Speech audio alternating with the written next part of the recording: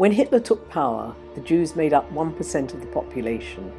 The majority were fully integrated into the cultural, political, social and economic life of the country and defined themselves as German. Intermarriage in Weimar Germany was 45%, the highest anywhere in the Jewish world. Granted full emancipation in 1871, they were a vibrant part of life. Mainly city dwellers, they were at the sharp edge of modernity.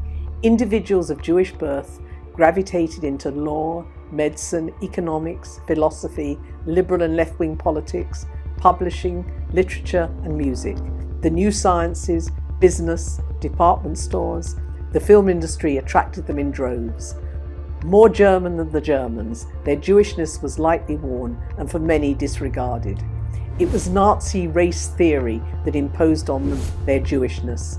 Between 1933 and 1939, Nazi policy was the social, political and economic exclusion of the Jews from Germany to create a Judenrein Reich. It began on April 1, 1933, with the boycott of all Jewish businesses, with stormtroopers terrorizing the Jewish population and anyone who attempted to shop at their stores. Another early measure was the Career Civil Service Act, which pushed Jews out of the teaching professions and scientific establishments. Albert Einstein, the Nobel Prize-winning physicist and the most famous scientist in the world, was stripped of all his honours and positions and had a price on his head. Jews were gradually excluded from the cultural life of Germany. Filmmakers, writers, musicians and artists could no longer work. Jews could no longer enter the medical and legal professions. In September 1935, Jews were deprived of citizenship by the Nuremberg Laws. These laws also forbade intermarriage, and sexual relations between Jew and Aryan became a criminal offence. These laws were enforced by the German judiciary. By 1935, every judge in Germany had to wear the swastika on his robes. The Reich Citizenship Law provided a new racial definition of the concept of Jew: a person descended from at least 3 Jewish grandparents who were full Jews by race. You could convert to Christianity, but it wouldn't matter. If you were racially Jewish, you were a Jew.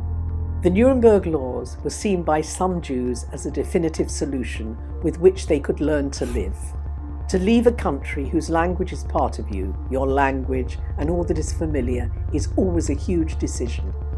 Since the Wall Street crash of 1929, most countries had a restrictive immigration policy, and the social, economic and political uncertainties throughout Europe and the USA meant there was hostility towards refugees. In 1936, Germany hosted the Olympics, with the attention of the world focused on Berlin. Anti-Jewish measures and the rhetoric was toned down. However, by 1937, Hitler had achieved full employment and accelerated the elimination of Jews from the German economy with the Aryanization of Property Act. All remaining Jewish businesses had to be sold to Aryans, which led to the impoverishment of thousands. As a measure of further humiliation, Jews had to add the name Sarah or Israel, and all Jewish passports had to be stamped J, signifying Judah. Despite the quotas, over half of German Jewry had fled the country by 1938. Those who found haven in Britain and the USA would go on to contribute to the scientific, business and cultural life of their adoptive countries out of all proportion to their numbers.